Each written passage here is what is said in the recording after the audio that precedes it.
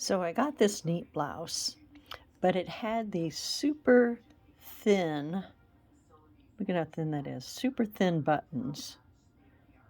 And I wanted to replace them with regular buttons because, unfortunately, these super thin buttons allowed it to unbutton at the most inopportune times. So I pulled out my mom's pre-1966 vintage Singer and looked in the little book, and sure enough, it has directions on how to sew on buttons. And since I had not relished the idea of sewing on 6 of these buttons by hand with diminished eyesight because we are getting older, I have followed the directions and now am on button number 5 and had the idea to video this. So unfortunately, I have to use 2 hands, but the first thing I have to do is position the button underneath the needle and then drop down the button sewing foot. So unfortunately, I'm going to have to do this without the video running because I don't know how to stand the phone up for that. Okay, so I've got the camera sort of angled so that you can see a little bit of what I'm doing.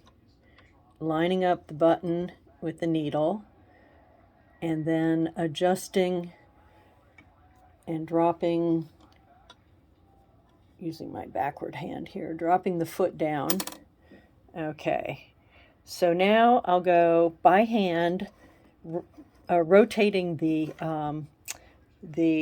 hand wheel on the, to set in that. Okay, now it's on a zigzag wheel. This machine has all sorts of cool wheels, and you can move this adjuster from the 0, which is the straight up and down, into the zigzag position, and I found that number 4 is the right one for the button to move into the right buttonhole.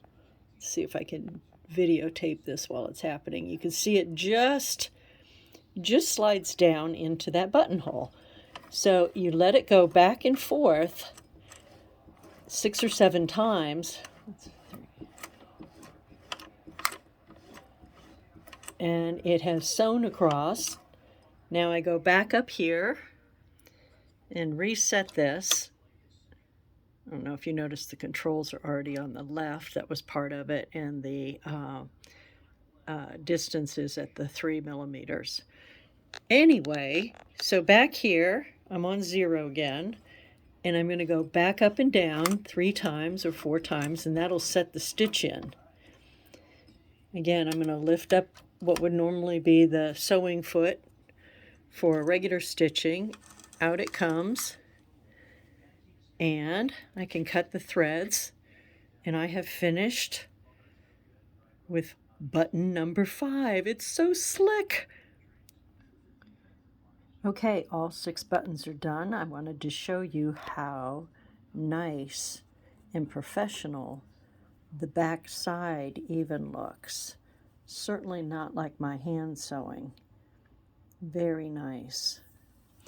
And the setup is a special foot, the regular sewing plate, but there's a lifter plate underneath that, which of course doesn't allow this to fully close, but that's okay, you're doing it by hand anyway. And that's all listed in the instructions, step by step, how to go through it. The throat plate with the lifting plate, how to install it, all the selections and the settings. It was amazing how quickly I could get 6 buttons on something and have it look like it was originally there. Thank you.